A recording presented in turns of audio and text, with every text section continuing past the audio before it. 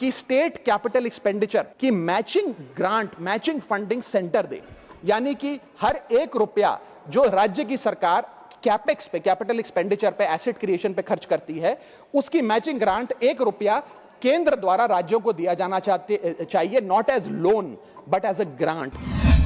Sir अक्सर देखा जाता है जब वित्त मंत्री बजट पेश करती हैं तो रूलिंग कोalition के जो एमपीज हैं, जो ट्रेजरी बेंचेस पर बैठते हैं, वो सरकार की तारीफ करते हैं और कहते हैं कि इससे भारतीय अर्थव्यवस्था में क्रांति आ जाएगी इस बजट से। और विपक्ष में जो बैठे हैं वो अक्सर निंदा करते हैं, कहते हैं किसान की कमर तोड़ दी, बहुत महंगाई हो गई, अमीर और अमीर हो रहा है, गरीब और गरीब हो रहा है। लेकिन मैं आज प्रयास करूंगा कि एक ऑब्जेक्टिव एनालिसिस इस बजट का करूं और कंस्ट्रक्टिव क्रिटिसिज्म अपना आपके माध्यम से वित्त मंत्री को दूं। Sir, the title of my speech is the good, the bad and the way forward. 4 good things that I found in this budget, 4 bad things that I found in this budget, and 4 innovative suggestions to the Honorable Finance Minister. So the first good thing that I found in the budget is that there was an increase in the STT for derivative trading. Usually सरकार की निंदा हुई इस विषय को लेकर, markets भी गिरी, लेकिन मेरा यह मानना है कि इस कदम से स्पेक्युलेटिव ट्रेडिंग यानी कि सट्टा ट्रेडिंग समाप्त होगी या कम होगी और रिटेल इन्वेस्टर, जो 90% रिटेल इन्वेस्टर एफएनओ सेक्टर में नुकसान भुगतता है, फ्यूचर्स एंड ऑप्शंस के चलते जुआ खेलता है, उसमें आपको रिटेल इन्वेस्टर की प्रोटेक्शन का एक माध्यम बन सकता है। लेकिन मैं इसी के साथ साथ वित्त मंत्री जी को याद दिलाना चाहूंगा कि एसटीटी का जेनेसिस क्या है, एसटीटी का जन्म कब हुआ। एसटीटी हमारे senior colleague mister P Chidambaram जब फाइनेंस मिनिस्टर थे तो उन्होंने इंट्रोड्यूस किया, and it was introduce to replace long term capital gain tax on equities. जब long term capital gain on equity 0 था, तब एसटीटी को लाया गया कि वे एक सिंपल अपफ्रंट लेवी होगी ट्रेड्स पर regardless of profit and loss. लेकिन अब सरकार ने long term capital gain tax भी लगा दिया, एसटीटी भी लगा दिया, और रिटेल इन्वेस्टर को और तमाम इन्वेस्टर्स को एक प्रकार से डिसइंसेंटिवाइज किया। मैं एक सुझाव लाया हूं सरकार के लिए जिससे long term house hold earnings बढ़ेंगी, वेल्थ क्रिएशन होगा और वेल्थ पार्किंग रियल एस्टेट और गोल्ड के सेक्टर से निकलकर इक्विटीज में आएगी और स्पेक्युलेटिव ट्रेडिंग और कम होगी और long term investment behaviour investors का बढ़ेगा। वो की है कि long term capital gain tax on equities should be made nil in this country for individual investors. दुनिया की कई ऐसे देश हैं जिसके अंदर long term capital gain tax equities पे खास तौर पे शून्य है, जैसे कि Switzerland, Singapore, UAE, New Zealand, Hong Kong, Qatar, Malaysia. मैं चाहूंगा कि जब एसटीटी बढ़ाया जा रहा है तो इसी बजट में ही long term capital gain tax को 0 किया जाए। सर, मेरा दूसरा जो मैं सरकार के बजट को एक्नॉलेज करना चाहूंगा वो ये है कि कैपेक्स के जो एक्सपेंडिचर एलोकेशन होता है उसमें एक बढ़ोतरी देखी गई। जहां वित्तीय वर्ष 18-19 में मात्र 3 लाख करोड़ कैपेक्स था, वो इस वित्तीय वर्ष में 12 लाख करोड़ तक पहुंचा है, which is 4.4% of the GDP, which is a good step. It will have a multiplier effect and it will prioritise asset creation. लेकिन इसके साथ साथ सरकार को 5 साल में क्या कैपेक्स वो कौन कौन से क्षेत्रों में खर्चा करने जा रही है उसका एक ब्यौरा देना चाहिए ताकि प्राइवेट सेक्टर भी इस कैपेक्स के खर्चे को मैच कर सके। So third thing which we found in the speech of the finance minister is that there was a relative restraint in making budgetary announcements for election bound states. अक्सर वित्त मंत्री का भाषण सुन के आप बता सकते हैं कि कौन से राज्यों में चुनाव होने जा रहा है। इस स्पीच में उन्होंने थोड़ा सा रिस्ट्रेंट एक्सरसाइज किया जिसे मैं एक्नॉलेज करता हूं। और आखिरी अच्छी चीज जो इस बजट में नजर आई वो ये था कि एनआरआई की इन्वेस्टमेंट लिमिट में एनहांसमेंट हुई। लेकिन मैं बता दूं कि जब एफआईआईज ने, फॉरेन इन्वेस्टर्स ने, फॉरेन पोर्टफोलियो इन्वेस्टर्स ने इस देश के बाजार से पैसा निकाल लिया और पिछले एक वित्तीय वर्ष में 23 बिलियन निकाला, तब जाकर सरकार जागी और सरकार ने एनआरआईज के लिए इक्विटी मार्केट का दरवाजा खोलकर उनकी इन्वेस्टमेंट लिमिट को 5% से बढ़ा दिया। इसमें कोई दो राय नहीं है कि इससे इन्वेस्टर्स 32 मिलियन एनआरआई इन्वेस्टर्स को अब भारतीय बाजार में पैसा डालने का मौका मिलेगा। लेकिन इसी के साथ साथ सरकार को इस पर भी गौर फरमाना चाहिए कि क्यों फॉरेन इन्वेस्टर्स भारत से पैसा निकाल कर बाजार को छोड़कर जा रहे हैं। Sir, now I come to the bad part of the budget. First thing is the debt to GDP crisis. सरकार ने और डेट लेने के लिए, कर्जा लेने के लिए इस बजट में फॉर्मूला ही बदल दिया। पहले सरकार डेट जब लेती थी तो ओल्ड एफआरबीएम रूल्स के तहत 3% ऑफ जीडीपी तक का फ्रेश डेट लेती थी। इस बजट में सरकार ने उस फॉर्मूले को बदलकर कहा कि टोटल सरकार का डेट जीडीपी का 50% होगा और उस सीमा में हम डेट लेंगे। यानी कि they want to play on the denominator effect. For example, एक साल बजट अगर हमारा जीडीपी 12% से ग्रो करता है तो उस साल सरकार खूब सारा डेट लेके सरकार पे कर्जा लाद सकती है, जो कि फिस्कल डेफिसिट 4.5, 6.5, 5% तक भी पहुंच सकता है। सर, इसी के साथ साथ मैं बताना चाहूंगा कि आज सरकार कहती है कि हमारा डेट टू जीडीपी रेशियो 56% है, लेकिन ये गलत है, क्योंकि बहुत सारे ऑफ बैलेंस शीट आइटम्स हैं जिसे सरकार डेट में दिखाती ही नहीं है, जैसे कि FCI bonds, OMC bonds, fertiliser, NHAI, NFSS, यानी कि तमाम तरीके के ऐसे कर्जे हैं सरकार के ऊपर जो सरकार अपनी बैलेंस शीट में नहीं दिखाती है। सर, मैं सरकार को आपके माध्यम से यह रिक्वेस्ट करना चाहूंगा कि देश का कर्जा और कैसे ना बढ़े इस पर काम करें, ना कि और कर्जा लेने के लिए हम जीडीपी और डेट टू जीडीपी के फॉर्मूले के रेशियोज बदलकर और पैसा कर्जे पे ब्याज पर लेने का प्रयास करें। सर, दूसरी दिक्कत जो इस बजट में नजर आई वो ये थी कि इनकम टैक्स स्लैब में चेंज नहीं हुआ। सर, हर साल देश का आम आदमी जब वित्त मंत्री जी की बजट की स्पीच सुनता है तो वो इसलिए नहीं सुनता कि पीएलआई की क्या इन्वेस्टमेंट होगी, कौन सा कॉरिडोर बन रहा है। देश का आम आदमी, सैलरीड क्लास, इसलिए बजट की स्पीच सुनता है कि उसके अंदर स्लैब में कोई रिवीजन होगा, क्या हमारी स्टैंडर्ड डिडक्शन की जो हमें डिडक्शन मिलती है वो बढ़ेगी। लेकिन इस बार बजट में देश का आम आदमी और खास तौर पर देश का मिडिल क्लास डिसअपॉइंट हुआ। पहले ही there has been a stagnation in the salaries, inflation 6.8% पे खड़ा है, लेकिन उसके बावजूद हमने इस बार कोई स्लैब में या स्टैंडर्ड डिडक्शन में चेंज नहीं देखा। मैं आपके माध्यम से वित्त मंत्री जी को रिक्वेस्ट करना चाहूंगा कि आप इसी बजट में अनाउंसमेंट करें कि स्टैंडर्ड डिडक्शन जो 75,000 रुपए है उसे बढ़ाकर सैलरीड क्लास के लिए 1.5 लाख रुपए किया जाए। Sir, third problem that was there with the budget is that there was no relief for the middle class. Sir, after a very long time in India's history the personal income tax collection was more than the corporate income tax collection, यानी कि individuals ने जो income tax भरा वो लगभग 11 लाख करोड़ के आसपास भरा, और कंपनियों ने, कॉर्पोरेट ने जो इनकम टैक्स भरा वो लगभग 9.8 लाख करोड़, यानी कि मैक्सिमम टैक्स आपको इंडिविजुअल्स के इनकम टैक्स से मिल रहा है।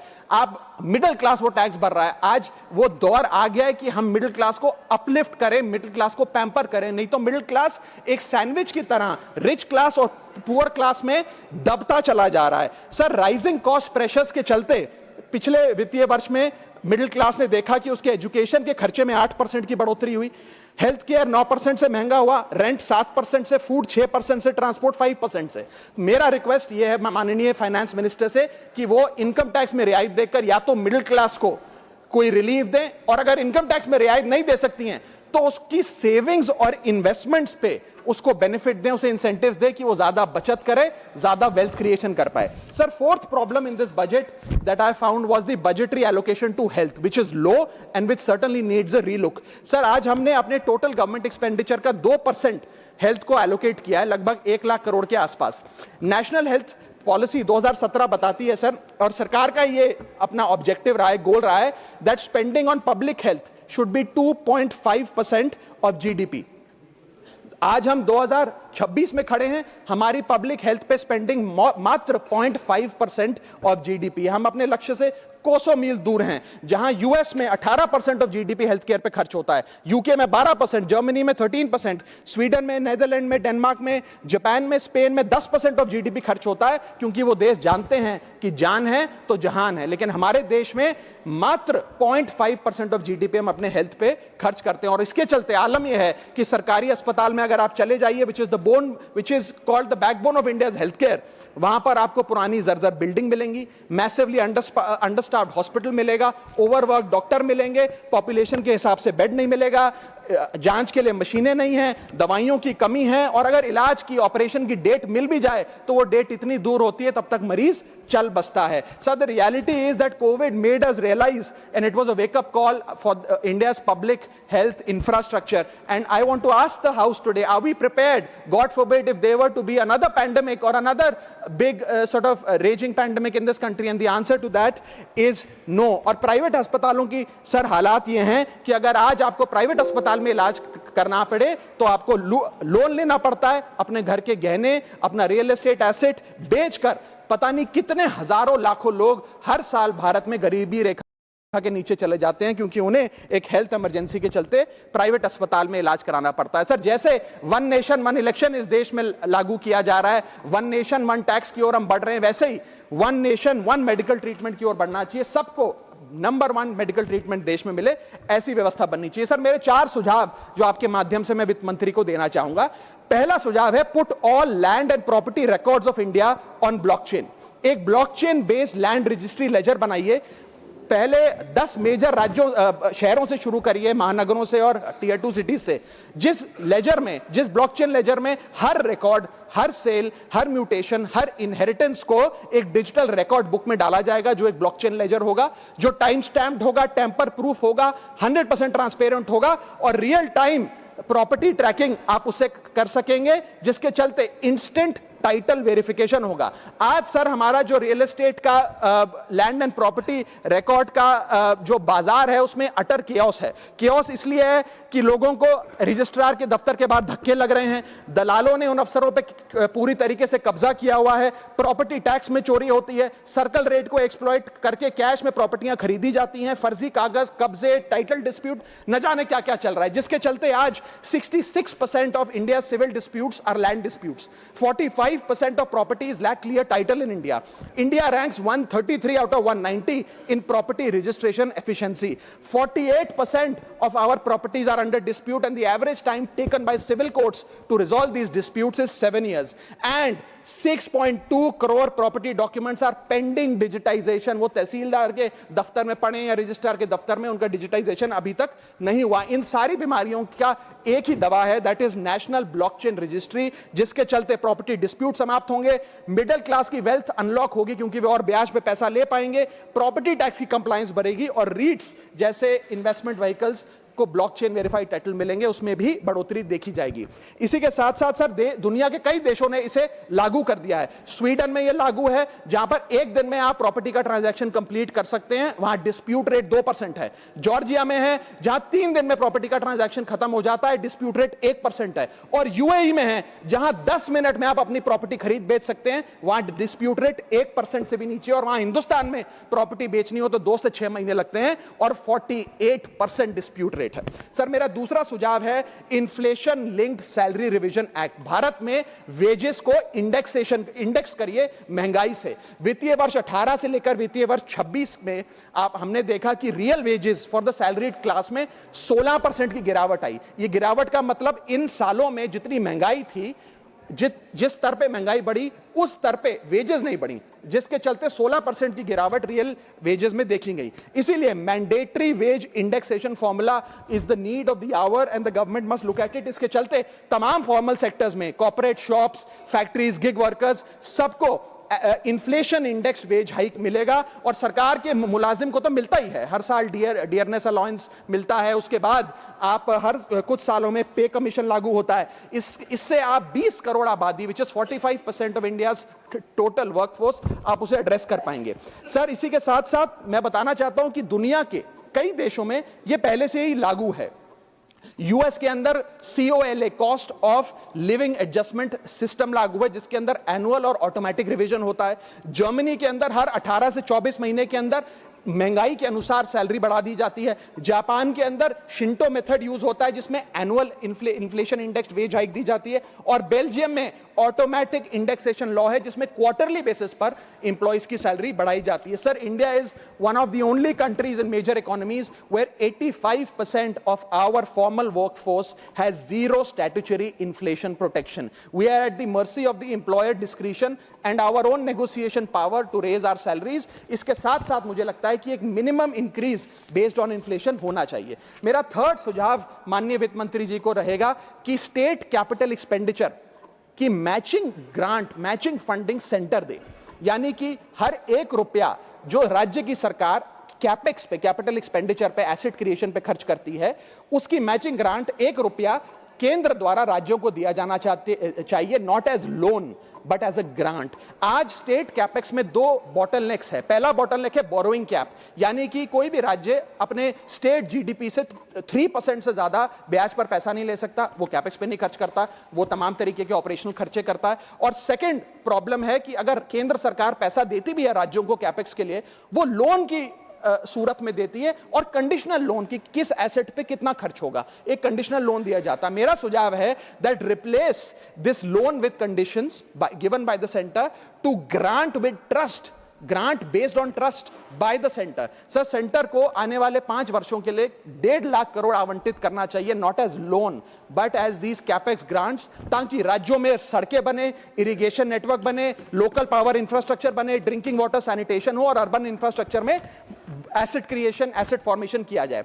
As not as loan, not on interest, not with principal and with no conditionality. अगर ऐसा होता है तो सबसे पहले तो स्टेट की बैलेंस शीट में this grant will not sit as debt, state की बैलेंस शीट सुंदर होगी, बेहतर होगी। दूसरा, खुलकर राज्य कैपेक्स पर खर्च कर पाएंगे। Third, it will be a high growth and a high job creator, एक ग्रोथ मल्टीप्लायर और जॉब क्रिएटर के तौर पे इसका इस्तेमाल होगा, क्योंकि हर 1 रुपया जो आप कैपेक्स पे खर्च करते हैं उससे भारत का जीडीपी 2 से 3 रुपए बढ़ता है in a span of 3 to 5 years। Cooperative federalism मजबूत होगा और साथ ही साथ states will become builders and not borrowers in the eyes of the centre. Sir मेरा चौथा सुझाव जो माननीय वित्त मंत्री जी के लिए है वो ये है कि legalise virtual digital assets as an asset class. India में अभी सर वैसे ही डी फैक्टो लीगलाइज टैक्सेशन है वर्चुअल डिजिटल एसेट्स, यानी कि crypto currency, stable coin etcetera, क्योंकि अगर उनकी खरीद बेच पर कोई मुनाफा होता है तो 30% फ्लैट इनकम टैक्स लगता है और 1% ट्रांजैक्शन टैक्स जो अपनी वस्तु बेच रहा है उसे सरकार को जमा कराना पड़ता है। But they are somehow not recognised as an asset class. VDS जो वर्चुअल डिजिटल एसेट्स है, इन्हें एसेट क्लास का दर्जा नहीं दिया गया, जिसके चलते कोई डेडिकेटेड लाइसेंसिंग लॉ नहीं है, कोई क्लियर कंज्यूमर या इन्वेस्टर प्रोटेक्शन कानून नहीं है, एएमएल कानून यानी कि एंटी मनी लॉन्ड्रिंग गाइडलाइंस और डायरेक्शंस इस एसेट क्लास के लिए नहीं है, and there is of course no explicit legal classification. As a result what has happened is that 4.8 lakh crore trade in this virtual digital assets has moved offshore. Bharat के बाहर निकलकर वो अन्य देशों में, दुबई, सिंगापुर, मलेशिया और अन्य देशों में इसका ट्रेड हो रहा है जो भारतीय कर रहे हैं। Second thing that has happened is that 73% of India's crypto trading volume in financial year 25 has moved to offshore exchanges. What has further happened is that 180 virtual digital asset startups have moved to countries like Dubai and Singapore, and as a result जो देश, भारत देश के 12 करोड़ ऐसे लोग हैं जो इन virtual digital assets में, crypto में, आरडब्ल्यूए यानी कि रियल वर्ल्ड एसेट में, स्टेबल कॉइन में इन्वेस्ट करना चाहते हैं, वो ऑफशोर जाकर इन्वेस्ट कर रहे हैं। जरूरत है कि हम कंप्लायंस हिंदुस्तान में लागू करें, उसे हेविली रेगुलेट करें, लेकिन उसे ऑनशोर लाएं। इसके चलते अगर ऐसा होता है तो सरकार के खजाने में 15 से 20 हजार करोड़ रुपए का इजाफा होगा, उन्हें उतना टैक्स मिलेगा। और इसी के साथ साथ मैं सरकार को कहना चाहता हूं that we currently tax these virtual digital assets as if they are legal, but we regulate them as if they are illegal. मेरा सुझाव है कि इसे heavily regulate करिए, रिंग फेंस करिए इस इकोसिस्टम को, AML गाइडलाइंस यानी कि एंटी मनी लॉन्ड्रिंग कानून और मजबूत करिए, लेकिन prohibition is not protection, regulation is protection. Thank you so much, sir. Thank you. ಮತ್ತಷ್ಟು ವಿಶೇಷ ವಿಡಿಯೋಗಳನ್ನು ನೋಡಲು ಮತ್ತು ಹೊಸ ವಿಡಿಯೋಗಳ ಬಗ್ಗೆ ತಿಳಿಯಲು eDina.com ಯೂಟ್ಯೂಬ್ ಚಾನೆಲ್ ಸಬ್ಸ್ಕ್ರೈಬ್ ಮಾಡಿ ಮತ್ತು ಬೆಲ್ ಐಕಾನ್ ಕ್ಲಿಕ್ ಮಾಡಿ.